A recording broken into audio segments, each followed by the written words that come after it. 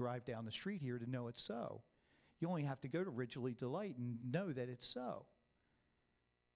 So I propose there are somewhere in the order of about, don't hold me to this in your white paper, but somewhere around 20 to 30,000 vacant homes in Baltimore.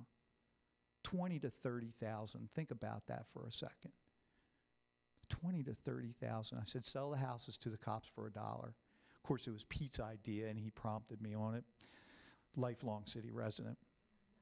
And maybe a little self-interest in there somewhere. Sell the houses to the cops for $1. Sell them to all the public safety people and the teachers for good measure for $1. Get the firefighters to come back. Get the teachers to come back. You're creeped out about the service. I'll give you one more story about service in a second and the disconnect. But you're creeped out about having the cops live in the city. 80% live outside. If you study about workforce management and how the disconnect between the people and the products and all of those things, I mean, you could make an entire study about that. You could maybe write your doctoral thesis on it. Don't steal my ideas. Sell the houses to them for $1. And the reply back has been, well, there's uncollected revenue on those properties. There's tax liens, there's water bill liens, there's all these liens associated with the property. So who's going to pay that? No one's paying it now. And the ceilings are collapsing, and the water pipes break. In a good freeze, the water pipes are going to break and flood the neighbor's house. Don't you think they'd rather have a cop living next door to them than some drug-addicted person who's burning candles at night for warmth and for light? Uncollected tax revenue. Remember what I said about the difference between looking at Under Armour as a source to grow revenue and re-energize the city or a payout to fund a specific project. Uncollected revenue. Let me leave you with this last piece.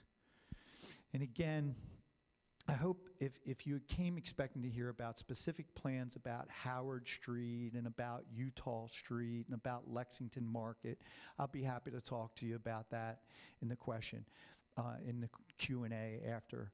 But I just did not want to miss an opportunity to communicate to all of you that there is a larger economic stake for Baltimore than one street or one block or one side of this town.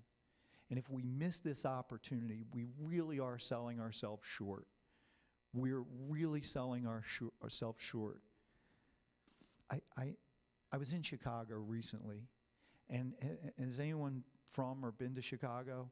They have this marvelous place there. I got to thank my wife for pulling me out because I had to watch ESPN all day. But we're in a hotel, and she says, we have to go to this museum. We have to go. It's the Field Museum. It's right across from Soldier Field. If you've been there, it's just this incredible experience, just awesome. And so I fell in love with the place, and so I had to buy a book, and I bought the book. And the guy, the architect of the building, the designer, he's the guy who said, it's not in the building, it's in the book. He's the man who said, make no small plans. I've heard that throughout my life. Make no small plans. The man who designed that museum, that's his quote. There's more to follow, more of it that went along with it. But that's what we all know, right? Make no small plans. If this city is contemplating Howard Street, we're making small plans.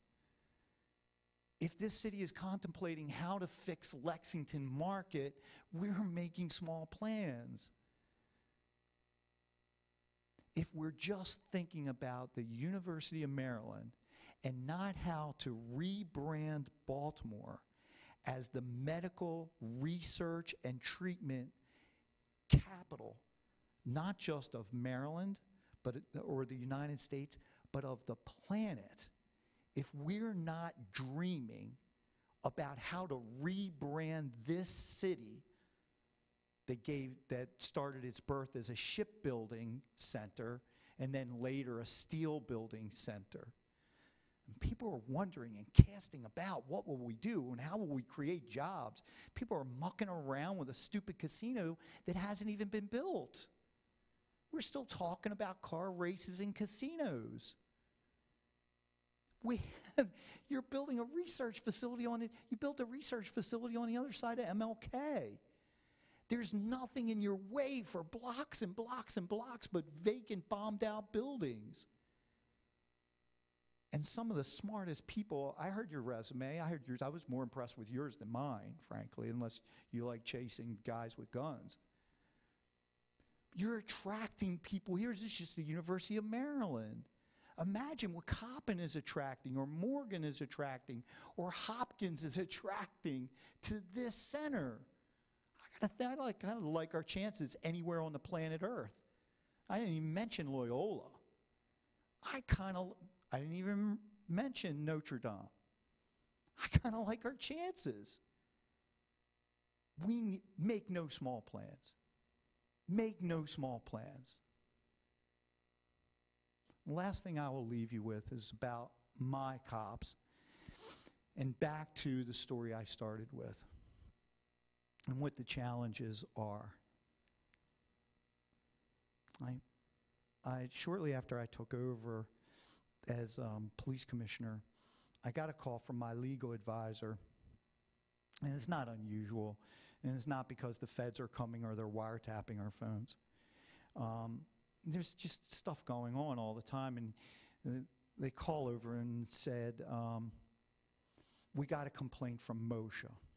Again, not unusual. Someone mixes too much bleach in a thing and they get lightheaded, or the fumes leaking into some old police car and some cop is getting, nauseous. Not unusual. I said, all right, no worries. What's the complaint? You're denying water to the footman. I know you hate this story, Petey, but I have to tell it. You're denying water to the footman. I said, how is that possible? How is it possible that I could be denying water to the foot officers? And then how is it my responsibility to provide water to foot patrol officers? It was laughable. We hung up the phone on them. But I thought about it. I've thought about it ever since. And I've tried to work against it ever since. Remember the story about how ultimately I think my life was saved in a couple days after I was on that silly foot post. You know where I got water when I was on that post? When I walked there, do you know where I got water? From the neighbors.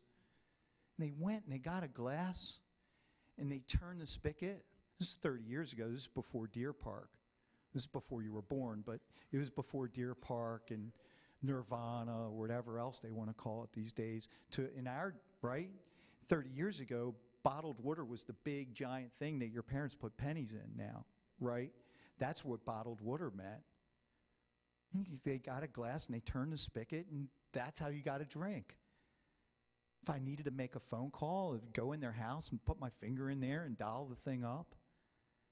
Occasionally they fed me. I'll admit that occasionally they fed me. I weighed 145. I could use the help. Now I got too much of it. They fed me. And when I was out there battling, they called. And now we won't ask them for a drink of water. And now we won't ask them for a drink of water. It's incredible to contemplate. These these gulfs are huge. We need to think and challenge our thought processes about how we're going to deliver not just services or education or how to engage